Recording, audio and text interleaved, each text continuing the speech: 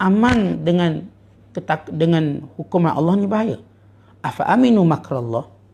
Apakah mereka merasa aman dengan perancangan Allah? Tuan-tuan, bila kata Imam Ibn Kathir, waktu para ulama membaca kisah-kisah seperti Imam Barsisa, Bal'am bin Ba'ura, menjadikan mereka tak boleh duduk diam. Tuan-tuan tahu Barsisa, kisah seorang yang Allah angkat kedudukannya. Bukan Allah tunjuk seperti alamat kewaliannya, tetapi tiba-tiba dia terpedaya dengan dunia lalu dia mati dalam kufur. Barsisa. Kisah masyhur kisahnya.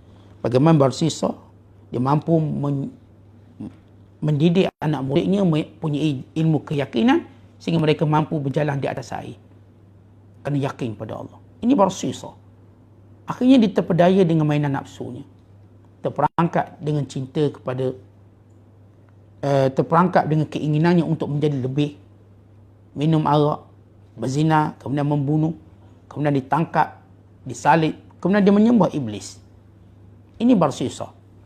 Yang kedua, Bal'am bin Ba'ura, menjadi murid Nabi Musa, menghafal kitab Taurat. Dan waktu mana dia mengajar, penuh orang datang mendengarnya. Mula dia merasakan kedudukannya lebih tinggi pada Musa. Sehingga datang raja yang zalim, memintanya supaya memusuhi Musa.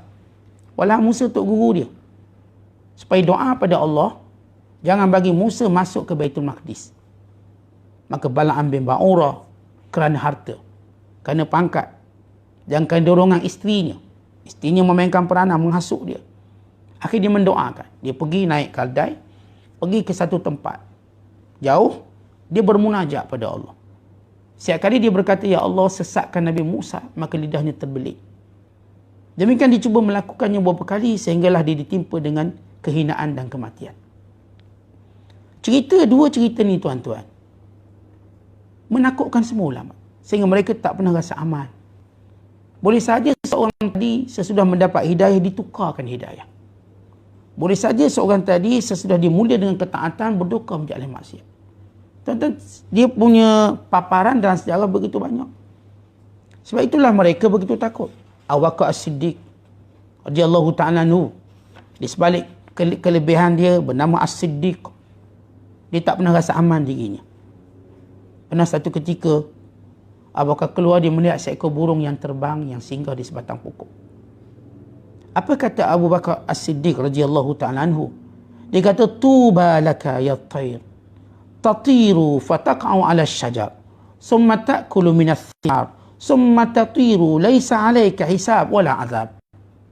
Untungnya kamu wahai burung, kamu terbang, kamu singgah mana-mana pokok kamu nak singgah.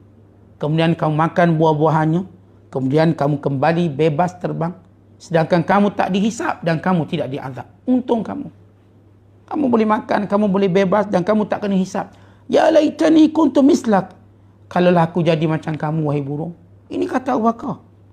Yang Nabi SAW memuji imannya, Nabi memuji segala kelebihan kebaikan Abu Bakar. Dan sepakat umat ini bahawa orang yang paling mulia sesudah Rasulnya Nabi kita Muhammad SAW ialah Abu Bakar As-Siddiq. Sepakat. Tak ada khilaf dalam masalah ini. Tapi apa kata Abu Bakar? Ya laitani kuntu mislak. Mudah-mudahan aku cuma seekor burung. Wallahi lawadittu anni kuntu syajaratan ila janibit tariq famarra alayya ba'id fa'akhadhani fa'adkhalani falakani summa azdarani summa akhrajani ba'ran walam akun bashara.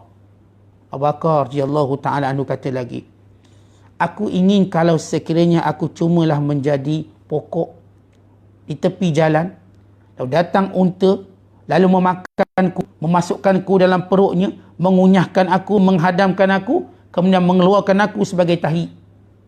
Tidak perlu aku jadi manusia. Tuan-tuan, macam tu Abu Bakar punya takut. Walau dia sahabat, dia kata, ya Allah, takutnya padamu sehingga kalaulah aku cuma jadi tahi unta kan bagus. Aku cuma satu pokok, unta lalu makan aku, kunyah aku, hadam aku dalam perut, kemudian keluarkannya sebagai tahi. Mudah-mudahan aku cuma jadi tahi tu. Ya Allah, bagaimana dia tak pernah melihat. Dia tak pernah rasa aman dengan kedudukan dia. Walau dipuji oleh Nabi SAW. Kita tuan-tuan tak ada orang puji pun, kita syok sendirilah. Tok guru kita pun tak puji kita. Kita dah syok rasa macam hebat. Mereka ni Nabi puji.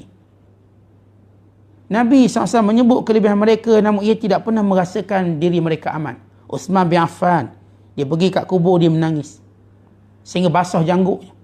Tuan-tuan, kalau kita tanya pernah tak kita nangis basah janggut kita? Kalau lelaki lah. Kalau perempuan pernah tak nangis basah tudung dia? Lalu orang tanya, wahai Amirul Mukminin, kenapa kamu menangis?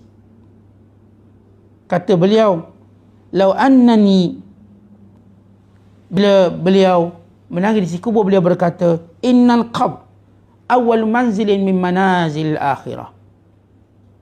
Sesungguhnya kubur ini persinggahan pertama sebelum ke akhirat. Kalau selamat, maka selepas itu selamat. Tapi kalau tak selamat, selepas itu begitu dahsyat. Tuan-tuan, nangis dia sampai basah janggut. Takut kubur ni. Walhal Rasulullah telah menamakan dia sebagai syahid. Rasulullah SAW telah berkata, ma darra Uthman ma fa'ala ba'da hadha. Ma fa'ala ba'da al-yawm. Uthman tidak akan ada apa pun yang beri mudarat kepadanya sesudah sifatnya yang pemurah ini. Nabi SAW kata begitu, tak akan kena apa-apa Uthman bin Affan. Maksudnya aman daripada kemurkaan Allah. Namun dia sendiri tak pernah rasa. Tapi kita, tuan-tuan, tak ada jaminan, dah rasa macam okey. Abdullah bin Abbas radhiyallahu taala anhuma, bawah mata ni, tuan-tuan, ada syirab seperti kita katakan alur. Dia kadang menangis setiap malam takut pada Allah. Nangis dia takut. Walau dia dah sepupu Rasulullah. Dah telah didoakan oleh Nabi SAW dengan pelbagai kebaikan dan keberkatan. Kita lihat ketakutannya.